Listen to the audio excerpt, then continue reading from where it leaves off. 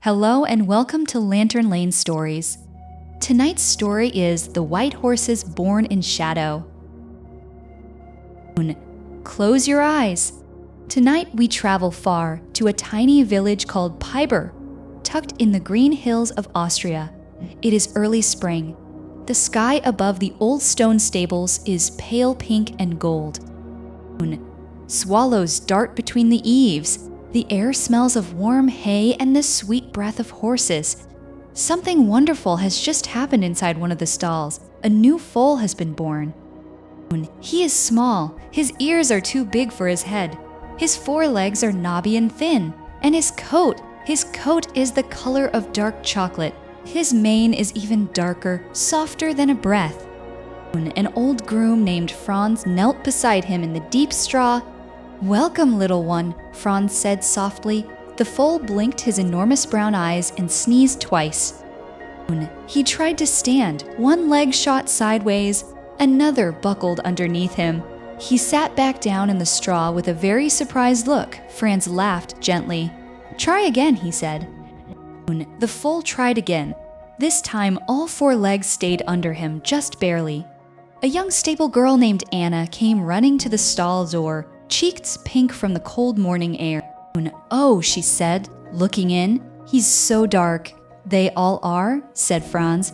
She frowned a little. "But the other horses are white." She was right. Down the long row of stalls, every other horse gleamed like fresh snow in the morning light, old mares with silky manes, young stallions with proud arched necks, all of them pale as winter clouds. "He'll get there," said Franz. He gave the foal a gentle scratch behind one oversized ear. "He comes from the Pluto line. We'll call him Little Pluto." Little Pluto looked at his dark legs, then at the white horses. Then at his dark legs again. He shook his fuzzy head slowly. "Every one of those white horses," said Franz softly, pointing down the row, "looked exactly like you on the morning they were born. Every single one." Pluto's ears swiveled forward. He was listening. Outside, a rooster crowed. The spring sun climbed higher, warming the old stone walls inside. One small dark foal stood on four wobbly legs and began very slowly to figure out the world. In the stall beside Pluto lived an old stallion named Conversano. Conversano was brilliant white, like a cloud lit from inside. His eyes were deep brown and full of old, quiet stories. That evening, when the lanterns had been turned low and all the grooms had gone home, Conversano spoke. His voice was slow and low, like hooves on soft ground. "Do you know," he said, "why we are called the Spanish horses?" Pluto lifted his head from his hay. He had not known there was a reason. "Our great-great-great-grandparents," said Conversano, "came from a country called Spain. From the very south of Spain, a warm golden land called Andalusia. Oranges grow there, the sun stays late. Outside the stable, a night wind moved through the chestnut trees. The leaves made a soft, shushing sound. The horses of Andalusia learned something rare," Conversano continued. "They learned to move in slow, lifted, perfect steps, like dancing," said Pluto. "Exactly like dancing, but with a rider on your back." Pluto looked down at his own thin legs. He could barely walk without weaving sideways. "Those Spanish horses were brought to Austria by the Habsburg emperors," said Conversano.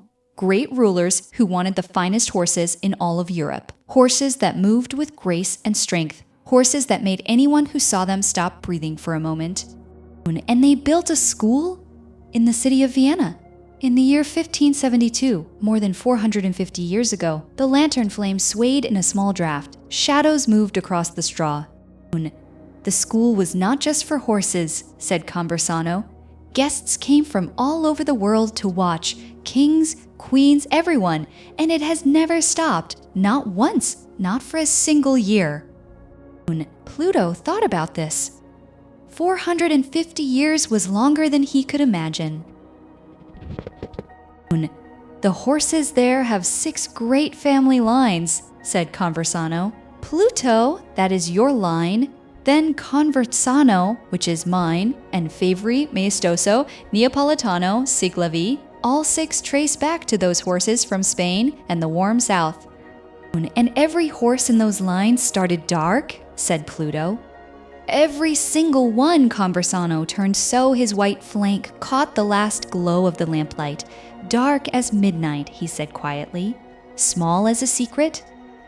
He paused, waiting to become what they were always meant to be. Years went by, Pluto grew taller. His legs stopped wobbling. He learned to stand perfectly still. He learned to walk in a straight line. He learned to stop exactly when asked. When he was old enough, the day came. He traveled to Vienna. The city was enormous. His hooves rang on old cobblestones. The air smelled of roasting coffee and warm pastry. Every stone in every wall had stood for centuries. He arrived at a long, pale building with tall, arched windows and a roof of dark gray slate inside. A great golden chandelier hung from the ceiling. Hundreds of tiny warm lights glowed above the floor. The floor was pale sand, very quiet under his hooves. This was the Spanish riding school. A rider in a dark tailcoat and a bicorn hat stood waiting. His back was perfectly straight. His hands were very still. Steady, the rider said. The lessons began. Every morning, the same exercises. Walk in a long oval halt. Turn. Walk again. The hall smelled of leather and sawdust. Outside, snow fell on Vienna's old rooftops. Inside, it was warm and quiet and focused. Month after month, Pluto learned the piaffe.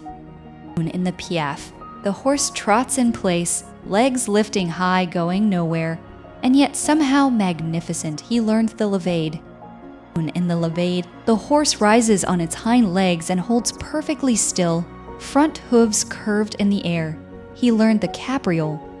In the capriole, the horse leaps high. At the very top of the jump, the back legs kick out behind. For one moment, the horse is flying. Each movement took months to learn, some took a full year. One Sunday afternoon, the great hall filled with visitors. They sat in the gallery above, very quiet. An orchestra began to play. The music was slow and stately, the kind of music that sounds like it belongs to old kings.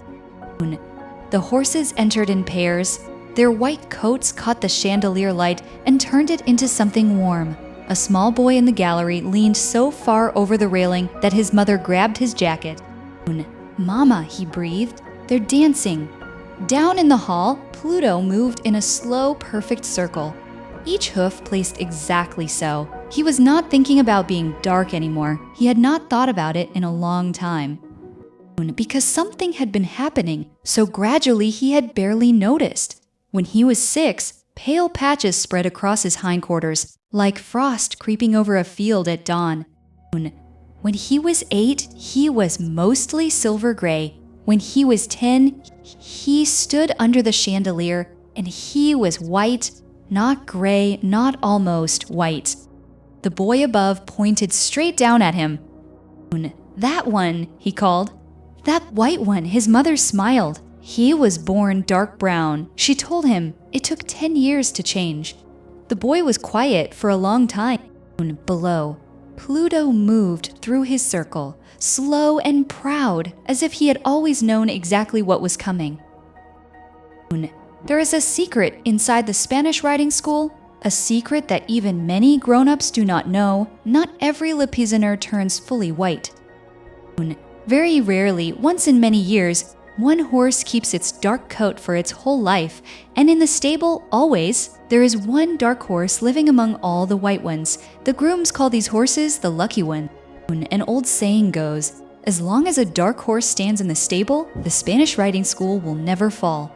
For 450 years, through long cold winters and very hard times, the school has never stopped. There was one spring many years ago in the year 1945 when the horses had to leave Vienna. The world outside was very troubled. The city was not safe. An American general named George Patton came to help. He had ridden horses all his life. He understood what these animals meant. These horses must not be lost. he said. His soldiers went to find the horses and led them carefully away from the noise and the danger. The horses walked through wide green fields. They ate fresh grass under open, peaceful skies. They heard birdsong. They rested. Some had traveled through 3 countries to reach that safe place, but they remembered Vienna. They always remembered Vienna when the world grew quiet again. They came home. Back to Vienna, back to the pale building with the arched windows, back to the chandelier and the sand floor. And they danced again in the corner of the stable.